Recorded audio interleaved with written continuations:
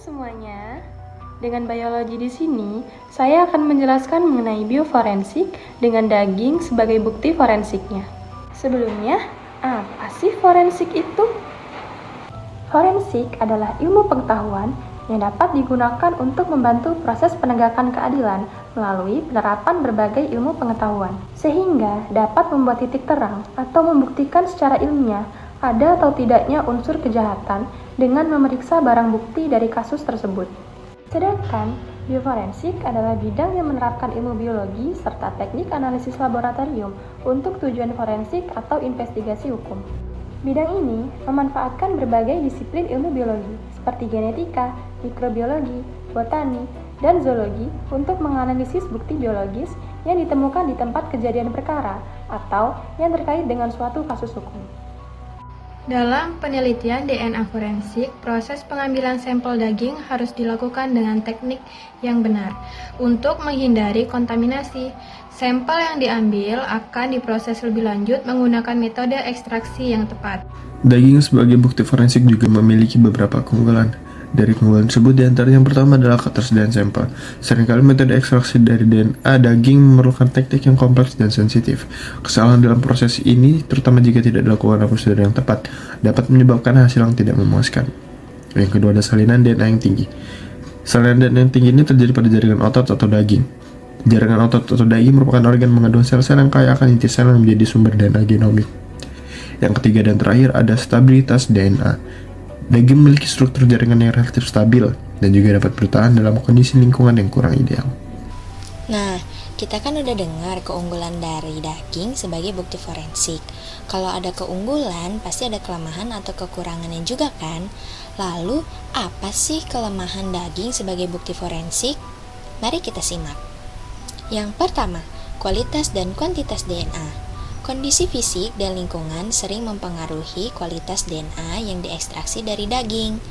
Daging yang sudah membusuk atau telah terpapar oleh tanah dan air laut dapat mengalami kadar dan kemurnian DNA yang lebih rendah. Hal ini dapat menghambat proses analisis. Yang kedua, fragmentasi DNA. Proses penyimpanan dan penanganan daging yang salah dapat menyebabkan kerusakan atau fragmentasi molekul pada DNA.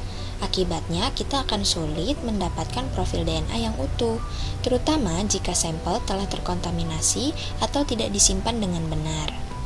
Nah, yang ketiga itu adalah risiko kontaminasi. Apa sih risiko kontaminasi ini? Jadi, risiko kontaminasinya ini itu sampel daging yang kita gunakan untuk bukti forensik itu terkontaminasi dari luar, seperti dari lingkungan ataupun hasil pengobatan manusia.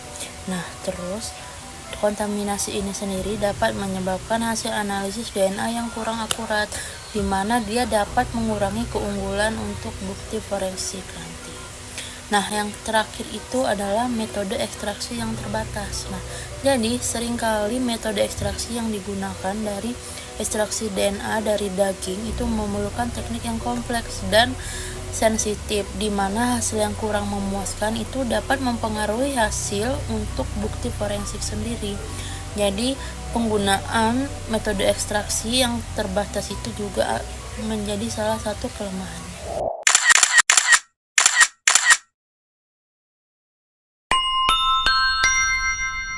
Salah satu contoh kasus yang diungkap dengan barang bukti daging sebagai sumber DNA forensik yaitu misteri tak terungkap mutilasi Setiabudi 13.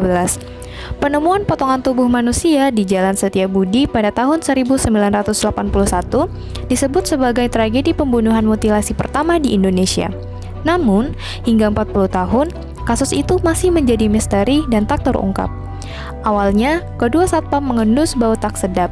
Mata kedua satpam tertuju pada dua buah kardus yang tergeletak begitu saja di trotoar Jalan Setiabudi, tak jauh dari jembatan penyeberangan orang.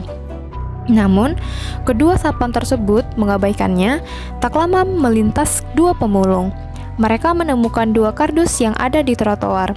Kedua pemulung lalu mengangkat kardus tersebut. Ternyata, kardus tersebut sangat berat. Mereka penasaran dan membuka kardus tersebut. Begitu kardus tersebut dibuka, mereka terkejut karena menemukan potongan-potongan daging dan organ tubuh manusia. Kejadian ini kemudian diperiksa oleh polisi, barang bukti kemudian dibawa ke Rumah Sakit Cipto Mangkusumo, Jakarta Pusat.